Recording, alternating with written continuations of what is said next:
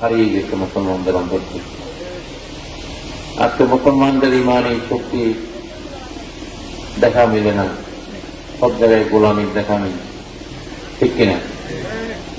অথচ 100 বছর আগে সারা পৃথিবীর ইহুদি নাসারাদেরকে, মুসলমান রাজা বাদশাদেরকে নিয়মিত কর পরিশোধ করতে হইত, তাদের কথা মতো তারা চলতে হইত। আল্লাহ রাসূল সাল্লাল্লাহু আলাইহি ওয়াসাল্লাম যখন মদিনা রাষ্ট্র গঠন করেন, মদিনার সনদের আলোকে যখন একটা সংবিধান প্রণয়ন করেন, সেটা সাহাবায়ে কেরাম থেকে শুরু করে এই মুসলিম বিশ্বের নেতৃবৃন্দ যারা ছিল, সালাউদ্দিন আইয়ুবী, খালিদ বিন ওয়ালিদ, এরকম সনিয়া খেলাফতের যারা আসীন ছিলেন, তারা সেলজুক শাসন যারা করেছেন, তারা এইভাবে মদিনা থেকে যে রাষ্ট্র পরিচালিত হয়েছে, মুসলিম রাষ্ট্রের যারা দায়িত্বে ছিল, তাদেরকে এই ইউরোপ, রোমানরা, খ্রিস্টানরা, ইহুদিরা, পৃথিবীর যত রাষ্ট্র, সবাইকেই মেনে চলতে হইত। তো আজকে আমাদের হাত থেকে সেই সম্মান চলে গেছে, ঠিক কিনা? আল্লাহ পাক আমাদের সেই ক্ষমতা আমাদের থেকে নিয়ে গেছে। সেটা কি আল্লাহ নিয়ে গেছে, না আমাদের খাসিলতের কারণে চলে গেছে? আমাদের খাসিলতের কারণে আজকে মুসলমানরা উল্টা দাসত্ব করছে। এই ইহুদি নাসারাদের দাসত্ব, তাদের কথার বাইরে চলার কোন উপায় নেই, ঠিক কিনা? এটা অত্যন্ত লজ্জাজনক আমাদের জন্য। উম্মত মুহাম্মাদী হয়ে আমরা পৃথিবীতে এখন আছি, অথচ এই মুসলমানরা যে আজকে অধঃপতন মুসলিম জাতির সবচেয়ে বড় কারণ হচ্ছে বেয়াদবি। কারণ আল্লাহ পাক কোন বেয়াদবকে, বেয়াদব জাতিকে আল্লাহ পছন্দ করেন না। আল্লাহ পাক কোন বেয়াদবকে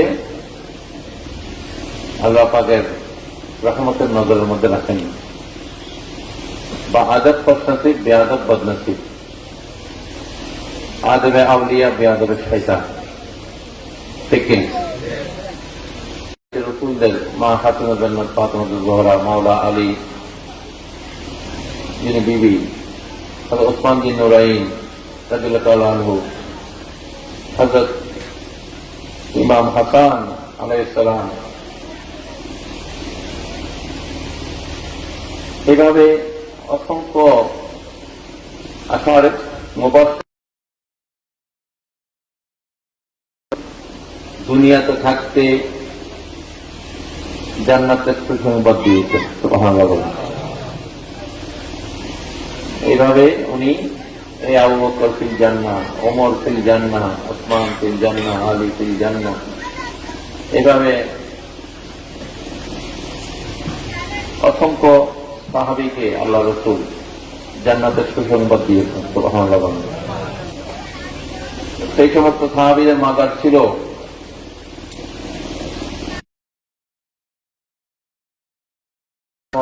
ইন্তেকাল করেছেন 1300 বছর, 1400 বছর আগে, তাদের মাজার নির্মাণ ছিল না। যারা মাজার বানাইছিল, হ্যাঁ, সাহাবীরা থাকতে তো সাহাবীদের মাজার হইত, ঠিক কিনা? বা সাহাবীরা শেষ পর্যায়ে হইলে তাবিঈনরা ওনাদের মাজার করত, ঠিক কিনা? তাবিঈন, তাবে তাবিঈন, আমরা সবাই সহিহ আকীদা ছিল, আল্লাহ রসুলের মাজার শরীফ তারা নির্মাণ করেছিল, সুবহানাল্লাহ। এগুলা যদি বেদাত হয়, শিরকের কেন্দ্র হয়, তাহলে আল্লাহ রসুলের এই গম্বুজ কি হইত? হ্যাঁ, সাহাবায়ে কেরামরা কি এই গম্বুজ বানাইতো? তাবিঈনরা কি বানাইতো? তাবিঈনরা কি বানাইতো? এরপরে যত মুসলমানদের বড় বড় শেখ নেতারা নেতৃত্ব দিয়েছে, যত আল্লাহ পাক তাদের ঠিক কিনা? তারা সঠিক জায়গায় ছিল, ঈমান মজবুত ছিল, এই জন্য তাদের সম্মানও ছিল।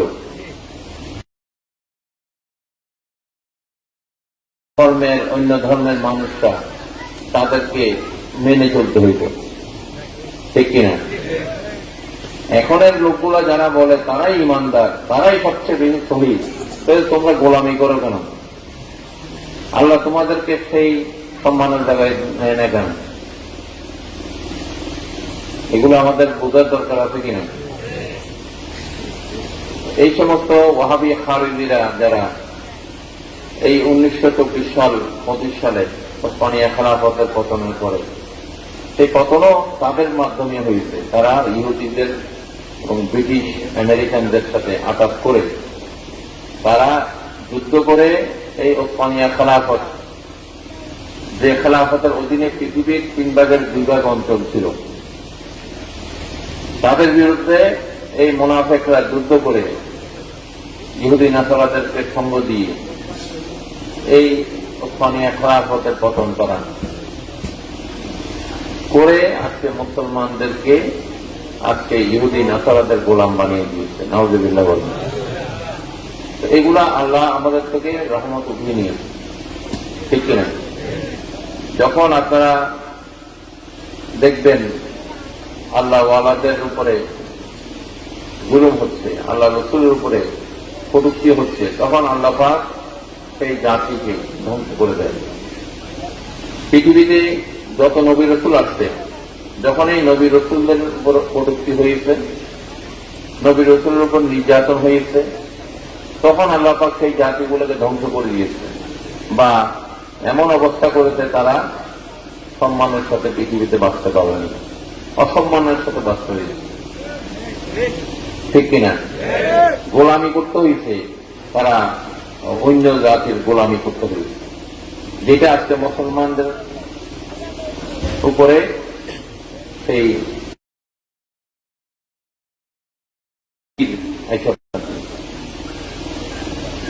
নিঃসন্দেহে আমাদেরকে পথ দেখাবে যারা। আর এই বেয়াদবের দলগুলা, তাদের মুখে সবসময় কথা একটাই থাকে, আল্লাহর ওলিদের কাছে যাইও না, ব্যাপারে শয়তানের কাছে যাও। তারা তার কইলে মূর্তি পূজা করবে, তারপরে ওলির কাছে যাবে না, ঠিক কিনা? তাদের কাছে সদিকিন বান্দাদের সহবত লাভের চেয়ে মূর্তি পূজা তাদের জন্য ভালো।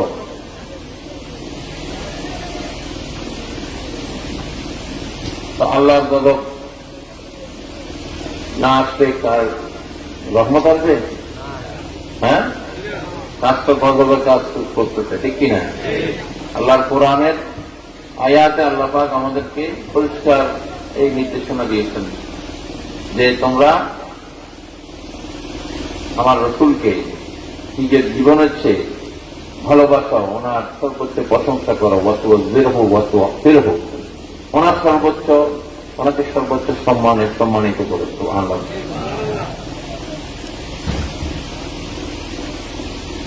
আল্লাহ রসুলকে নিয়ে ওই সময় কিছু মুনাফিক, কিছু কাফেররা ঠিক ব্যঙ্গ শব্দ চয়ন করত ওনার সম্মানকে ছোট করার জন্য।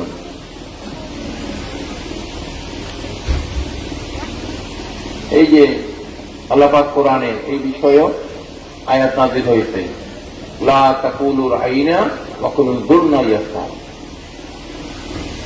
ওয়া কুলু যুরনা।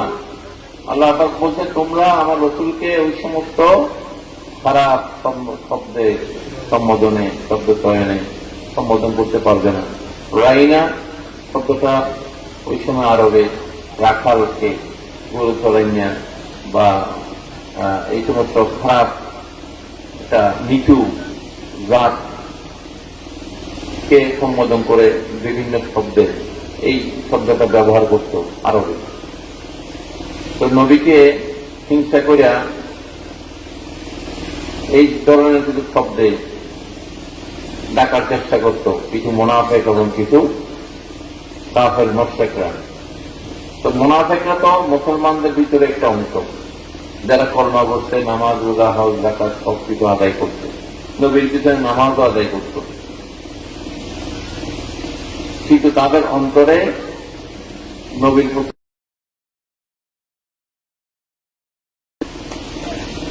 নবী কি ভুল করে, নবীর দোষ, এইগুলা খোঁজার চেষ্টা করত তারা, এবং সেগুলা তারা বিভিন্নভাবে মিথ্যা রটিয়ে বাজারের মধ্যে নবীকে ছোট করার চেষ্টা করত। নাউযুবিল্লাহ বলেন। এই জন্য আল্লাহ পাক সূরা মুনাফিকুন সূরা নাযিল করতে, সূরা কাফিরুনও কাফেরদের জন্য নাযিল করতে, সূরা মুনাফিকুন একটা সূরা কি নাযিল করতেন।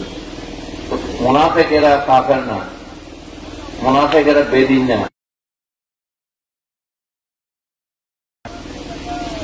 তারা নিজেদেরকে ইমানদার দাবি করত, তারাই নিজেদেরকে সহি দাবি করত, তারাই সঠিক পথে আছে দাবি করত।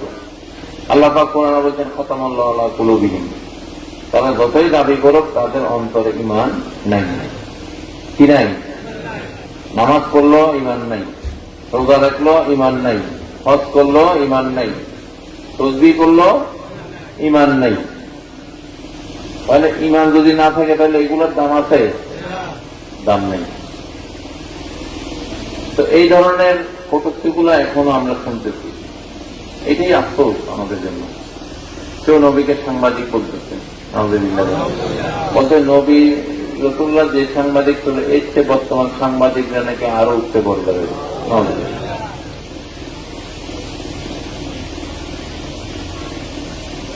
এটা কি কবর আযাবের ভয় নাই? হ্যাঁ, এদের আখিরাতের ভয় নাই? হ্যাঁ, দুনিয়াতে কিছু ফুলুস পাইবার জন্য বা সুযোগ সুবিধা পাইবার জন্য তারা এই যে তুলনা, মিসাল, আল্লাহ রাসূল কি বলেছেন? আইয়াকুম মিসলি, আমি তোমাদের কারো মতো নই, নবী নবীর মতো, উম্মত উম্মতের মতো। নবী দুনিয়াতে আসছেন, নবী রাসূলরা একটা উদ্দেশ্যে, উম্মতরা আসছে একটা উদ্দেশ্যে।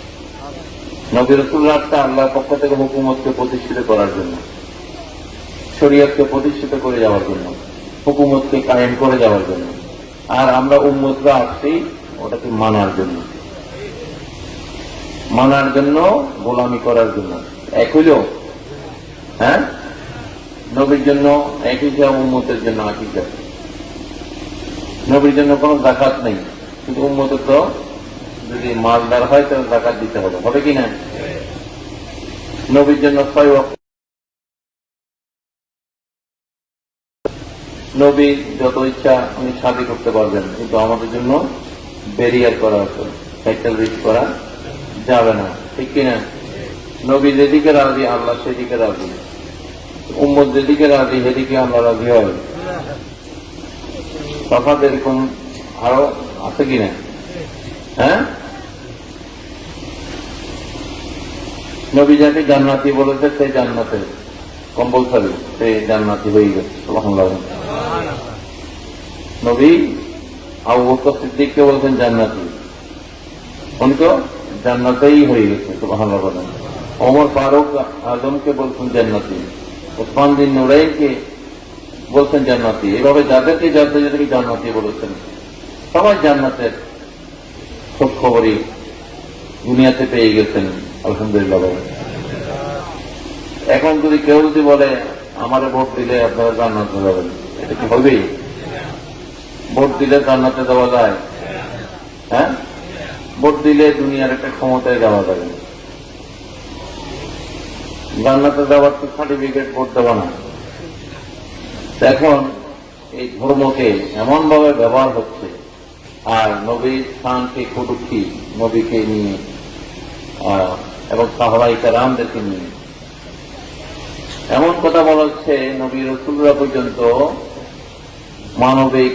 মানবিক দুর্বলতা থেকে মুক্ত ছিলেন না। নাউযুবিল্লাহ।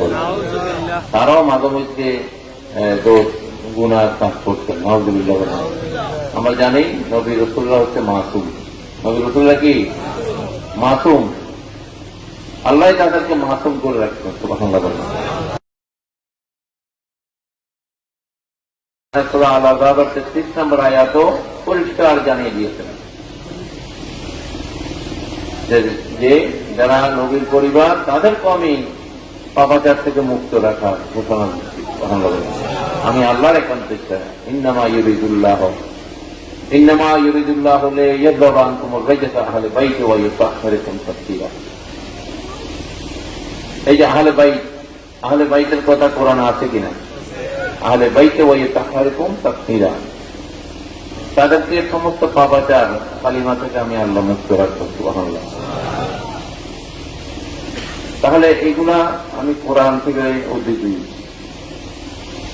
আল্লাহ পাক যাদের প্রতি রাজি, আমরা যদি তাদের সাথে দুশ্মনী করি তাহলে আল্লাহর রহমত কি আমাদের উপর আসবে?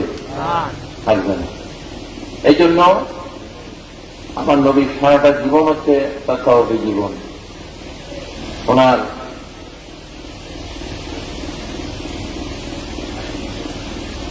মহব্বত, ওনার ভালোবাসায় এই কাফেররা মক্কার শহীদ করা হয়েছে, লুটপাট করা হয়েছে, কিন্তু উনি সবাইকে ক্ষমা করে দিয়েছেন, ঠিক কিনা? তো ইসলাম শুধু আত্মসমর্পণ ধর্ম না, ইসলাম ক্ষমার জন্য, ইসলাম সম্প্রীতির ধর্ম, ইসলাম সাম্যের ধর্ম, ইসলাম কল্যাণের ধর্ম, ইসলাম মানবতার ধর্ম। আজকে আমরা কিছু মানুষের কর্মকাণ্ডে এই গুণগুলা দেখতে পাচ্ছি না, ঠিক কিনা? ইসলাম কখনো জবরদস্তির ধর্ম না। আউলিয়া কেরামরা এই ভালোবাসা দিয়ে মানুষকে এই যে খাজা গরিবের নেতৃত্ব দিয়েছেন। উনি কাফেরদের উপরে অস্ত্র চালিয়েছেন, ঠিক কিনা? প্রথম যুদ্ধ বদরের জমিনে 313 জনকে নিয়ে উনি 1000 কাফেরকে মোকাবেলা করেছিলেন। পারছিল না, তো উনি এরকম খেজুর গাছের ঢাল ধরে দিয়েছেন যে এটা নিয়ে দাঁড়ায় থাকো।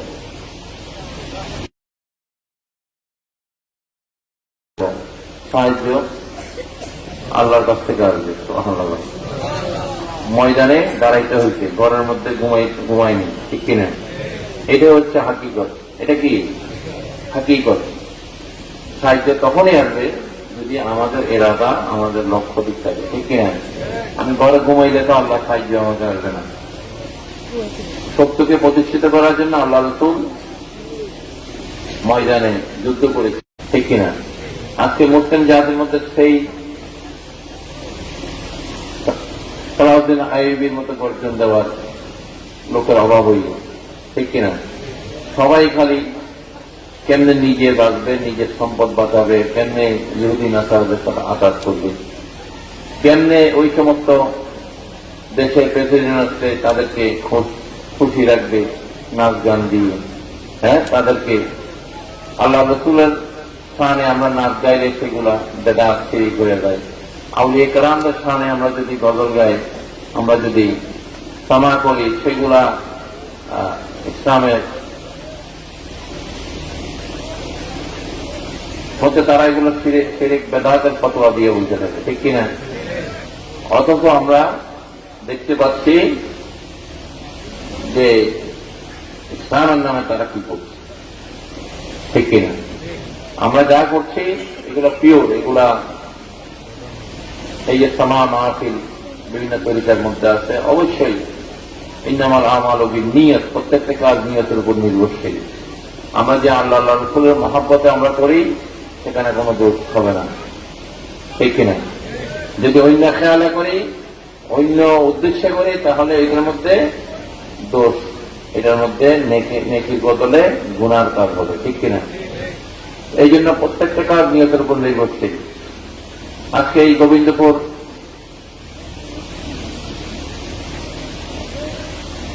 এই খানকা শরীফ ছিল একটা ছোট একটা খানকা এই গ্রামে, তারপর একটা মাদ্রাসা হয়েছে আলহামদুলিল্লাহ, এরপরে একটা 5 গম্বুজের একটা মসজিদ হয়েছে আলহামদুলিল্লাহ।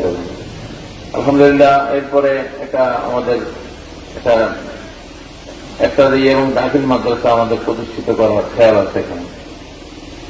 আপনারা এই গ্রাম এখানে একটা তরিকতের মার্কাজ, খানকা, মসজিদ, মাদ্রাসা, লাইব্রেরি,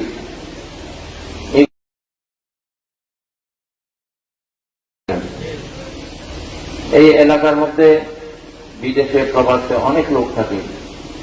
আমি যখন এই তো 30 বছর 35 বছর আগে যখন প্রথম আসি, তখন ওই হাঁটা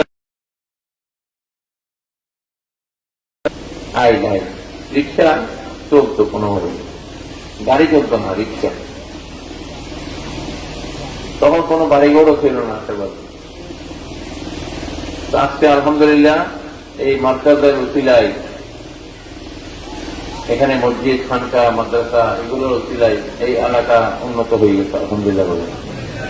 এই এলাকার মানুষ বিদেশে গিয়ে, তারা প্রবাসে গিয়ে আল্লাহ পাক তাদেরকে কামাই রোজের বরকত দিয়েছে আলহামদুলিল্লাহ। তারা তাদের বাড়িঘর এখন খালি বাড়ি আর বাড়ি।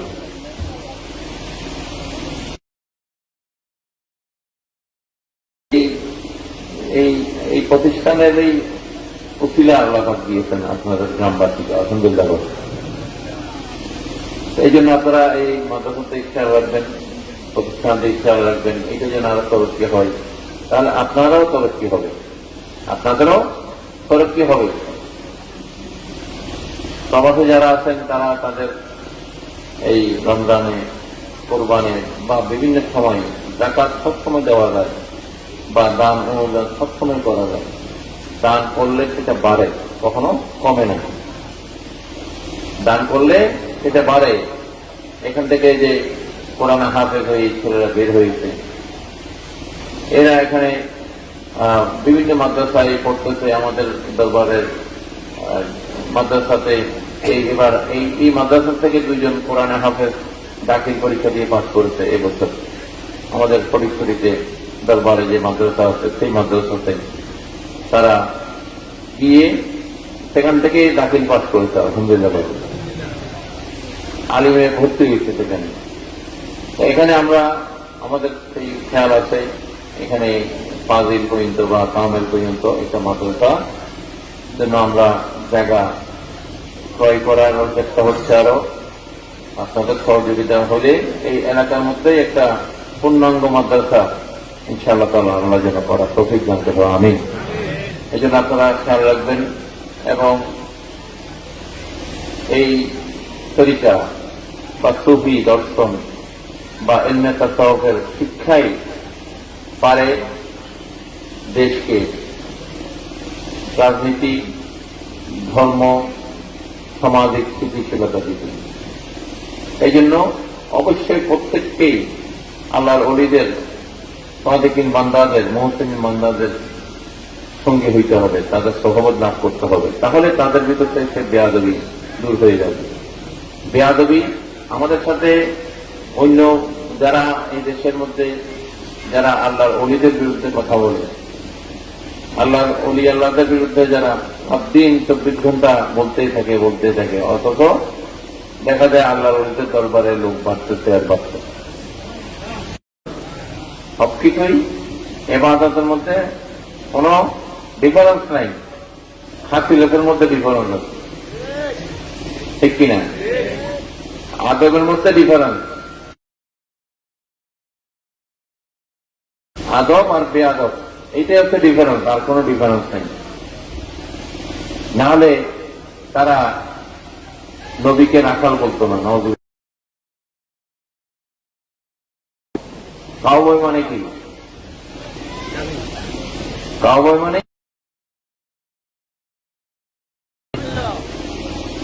তো এটা ওই যে লা তাকুলু আইনা, আল্লাহ পাক যে কোরআনে আয়াত নাযিল করতে, এখনো সেই দল আছে। কখনো জোর না ইয়াসমাও, হ্যাঁ, কখনো জোর না ওয়াসমাও। আল্লাহ পাক বলতে তোমরা নবীকে এইভাবে আরজ করো, ইয়া রাসূলুল্লাহ, দয়া করে আমাদের দিকে একটু দৃষ্টি দেন। আমরা মানুষকে বলি না, এদিকে শোনেন শোনেন, তো এভাবে মানুষ কথা বা দৃষ্টি আকর্ষণের জন্য বিভিন্ন শব্দ চয়নে ডাকে,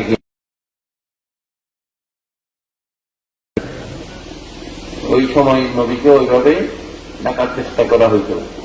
এই জন্য আল্লাহ পাক কোরআন আয়াতে আসছে যে তোমরা এভাবে ডাকবে না। খবর নবীর দরবারে গেলে কিভাবে যেতে হবে সেটাও আল্লাহ শিখিয়েছেন।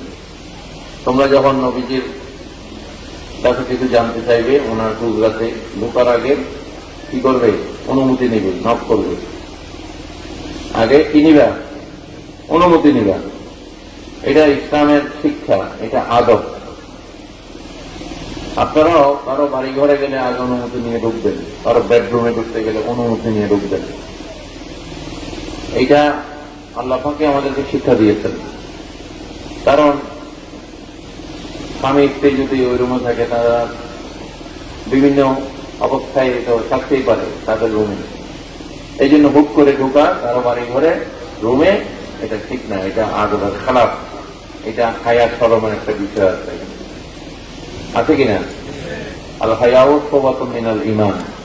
হায়া শরমও ঈমানের একটা অঙ্গ।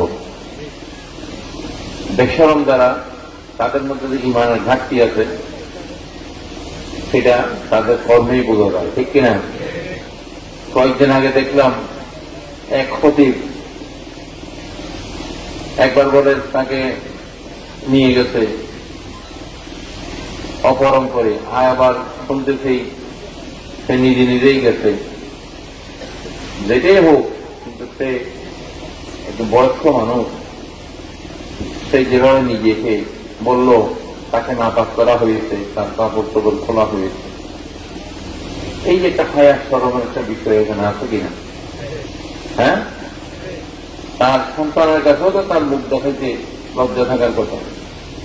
হ্যাঁ, তার বিবির কাছে, তার মেয়ের কাছে, মেয়ের জামাইয়ের কাছে বা সমাজের কাছে এই হায়া শরম না থাকলে যা হয়। এগুলোর মূল কারণ হচ্ছে এদের মধ্যে আল্লাহর রহমত নাই, বেয়াদবির কারণে।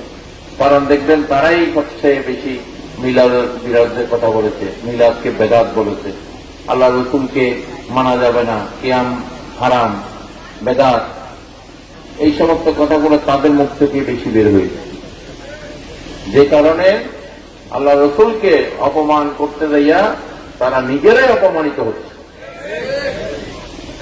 নিজেরাই যে অপমানিত হচ্ছে নিজেরাই বুঝে না।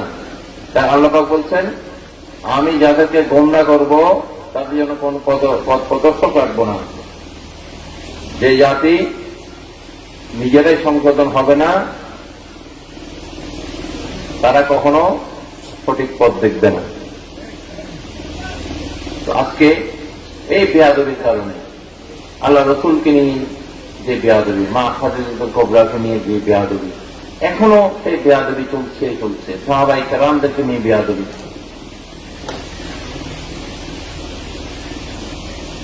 আল্লাহ রসুল বলেছেন, আমার সাহাবীরা আর সাহাবায়ে নুজুম বিহাইয়িম ইক্তাদাইত মাহাবাতাহ, আমার কটূক্তি করা না হয়।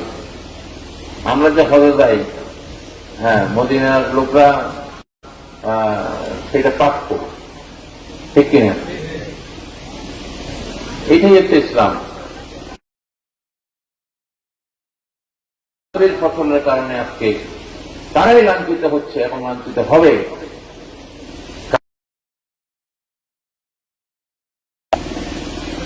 আর কাউকে ছাড় দিলে বেয়াদবকে ছাড় দেয় না।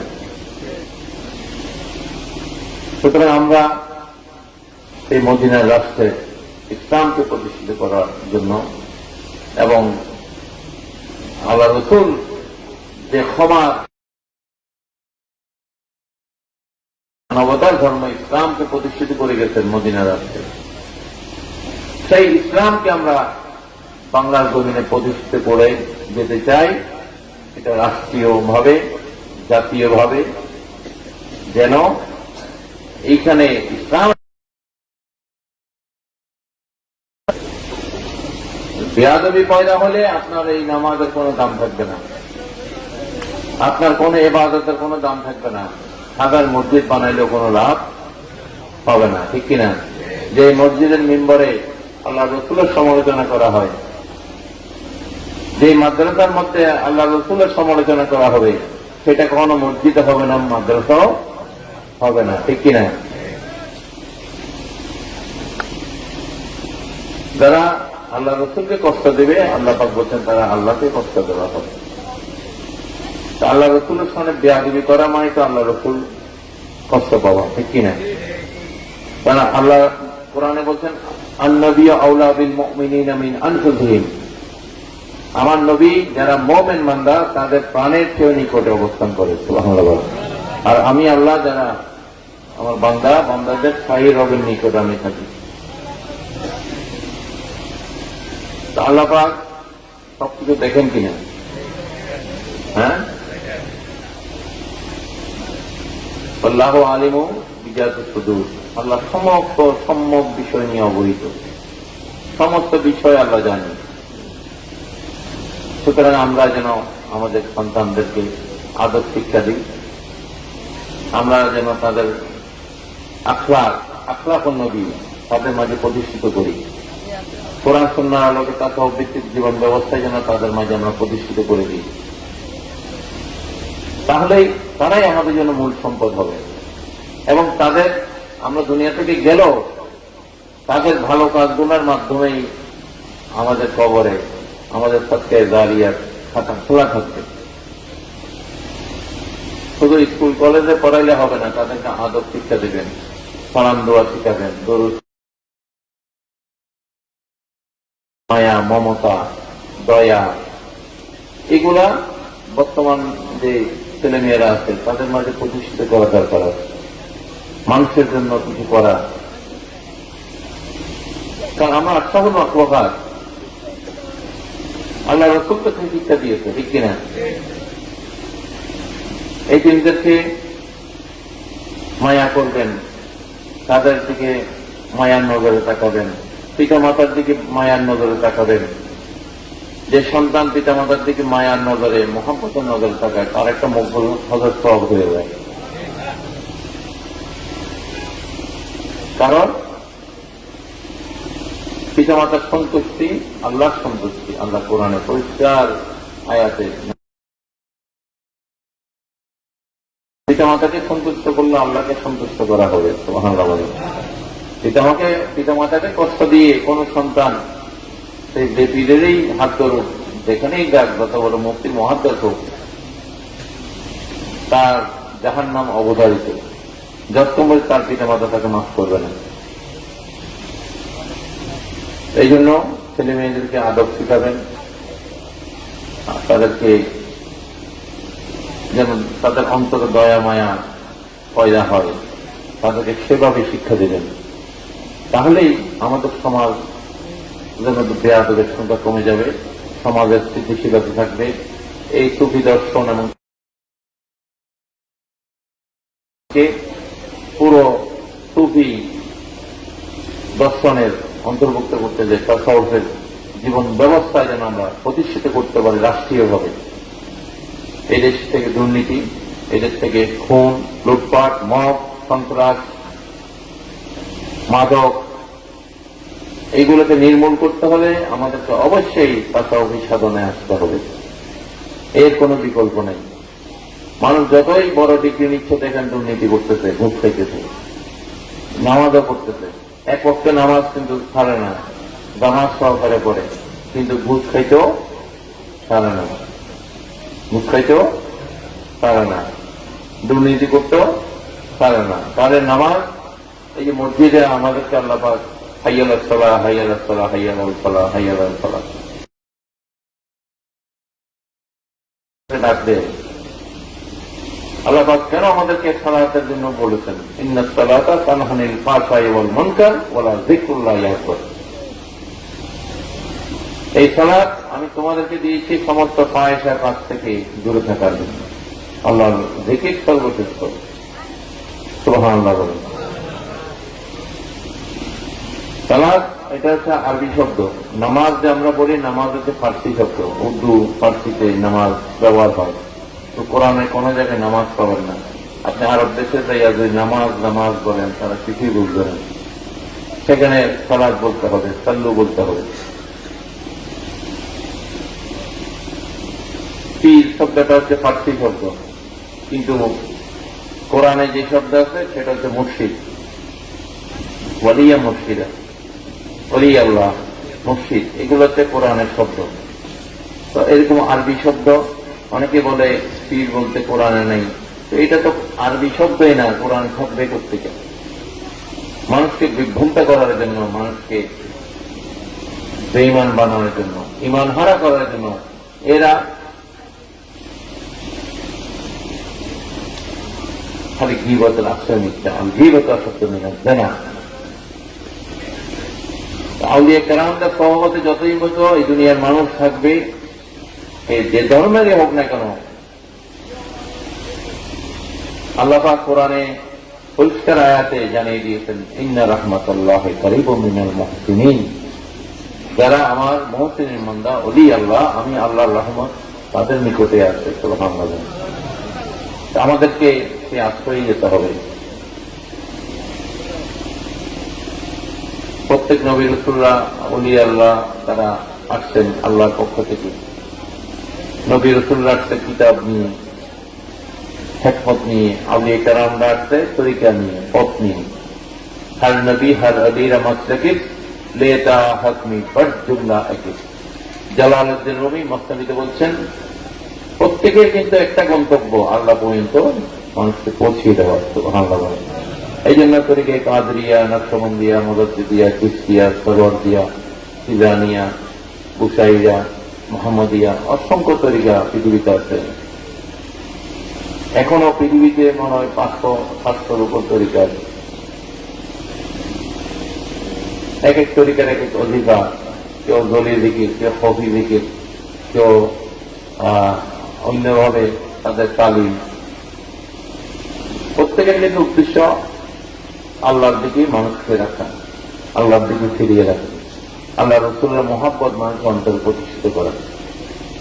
আমাদের মহান মুর্শিদ গৌসুলওয়ালা বাবা মঈনুদ্দিন আহমদ তাইম সারা জীবন মানুষের অন্তরে আল্লাহ আল্লাহ রাসূলের মহব্বত, প্রেম সৃষ্টি করার জন্য উনি এই বাতিলদের বিরুদ্ধে, ওয়াহাবি খারিজি যারা দুশমন রাসূল, তাদের বিরুদ্ধে উনি সারা জীবন লড়াই করেছেন। উনি আহলে সুন্নাত জামাতের প্রেসিডেন্ট হয়ে উনি সমস্ত আলেমদেরকে নিয়ে উনি এই জিহাদে আজকে যেটা আমরা সফল, আমরা সেই মাঠে বিতরণ করছি। আপনারা যারা ওনার সহমত পেয়েছেন, যারা দেখেন নেই, প্রত্যেকেই ওনার রুহানি আশেক, রুহানি সন্তান, ওনার রুহানি ফয়িজাত অবশ্যই আপনাদের মাঝে আসবে। ওনার মাজার শরীফের কাজ, ওনার ওখানে মসজিদ দেখা যায়, মানুষের নামাজ পড়ার মতো একটা মসজিদের কাজ আমরা ধরেছি। সেটার দিকে আপনারা খেয়াল রাখবেন। বিদেশে যারা আছে তাদেরকেও জানাবেন, তারা যেন এই মহাপবিত্র কাজে, বরকতময় কাজে তারা যেন শরীর হইতে পারে। ইনশাআল্লাহ তাআলা দরবার পাকও আপনারা যেন গিয়ে যেন রুহানি খোরাক, নামাজ, জিকির আজকার, জিয়ারত, এগুলা, কোরআন তেলাওয়াত, এগুলা যেন আরো সুন্দর পরিবেশে করতে পারেন। যতক্ষণই থাকেন, আমরা সবাই চলে যাব, কিন্তু আমাদের এই যদি কিছু দান অনুদান এমন একটা জায়গায় যদি সম্পৃক্ত থাকে, যেটা বরকত আমাদের মাঝে সবসময় আসবে। এবং অবশ্যই যারা তো এই তরিকার অনুসারী, তাদের জন্য তাদের এই কাজে সম্পৃক্ত থাকা সবচেয়ে উৎকৃষ্ট একটা কাজ। আপনারা এই খেয়াল করবেন, এই এলাকার মানুষ, বরিশালের মানুষ, ব্রাহ্মণপাড়ার মানুষ বা কুমিল্লার জেলার আশেপাশরা, যেহেতু এই কুমিল্লা জেলার মধ্যে আমাদের মহান মুর্শিদ অনেক সময় দিয়েছেন। ওনার অসংখ্য খলিফা আছে এখানে, ওনার অসংখ্য খানকা শরীর আছে, এবং ওনার মাধ্যমে এই সুন্নিয়তের বাগানগুলা, তরিকতের বাগানগুলা আজকে প্রতিষ্ঠিত আছে। আলহামদুলিল্লাহ বলেন। আমরা এই মহান ওলির রুহানি ফয়িজাত আল্লাহ যেন, মসজিদের রুহানি ফয়িজাত যেন আল্লাহ হকদার করে দেওয়া, আমিন। এবং এই প্রতিষ্ঠানকে আল্লাহ যেন আরো তরক্কি বাড়িয়ে দেওয়া, আমিন। এবং বিশেষ করে আমাদের এই প্রতিষ্ঠানের জন্য আমাদের একজন খলিফা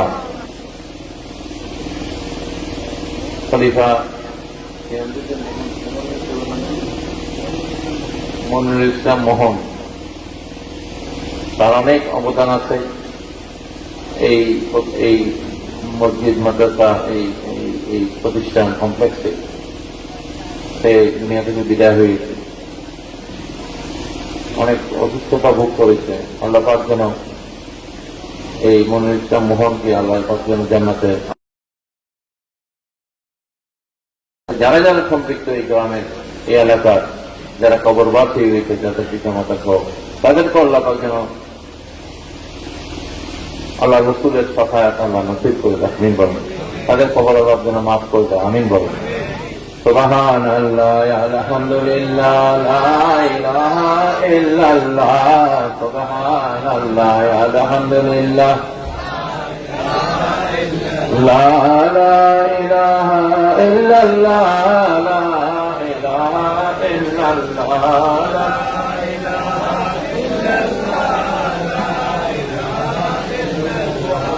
حسبي ربي جل الله ما في قلبي غير الله حسبي ربي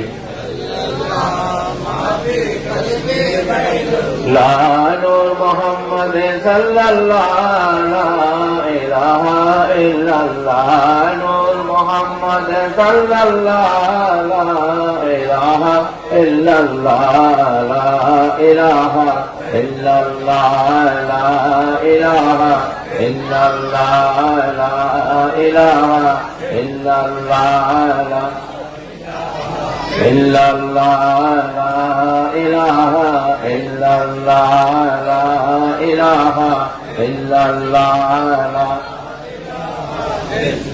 لا إله إلا الله لا إله إلا الله الله الله الله الله الله الله الله الله الله الله